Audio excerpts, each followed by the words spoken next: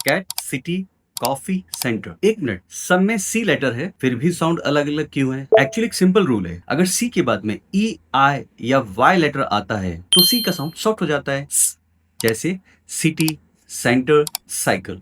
लेकिन अगर सी के बाद कोई और लेटर हो तो सी का साउंड हार्ड रहेगा, जैसे कैट, कॉफी, कॉमन। बस ये एक रूल याद रख लो और इंग्लिश प्रोनाउंसिएशन इंस्टेंटली ज्यादा एक्यूरेट हो जाएगी। Comment any word with the letter C and I will tell you whether it's pronounced with soft C या हार्ड सी। Thank you.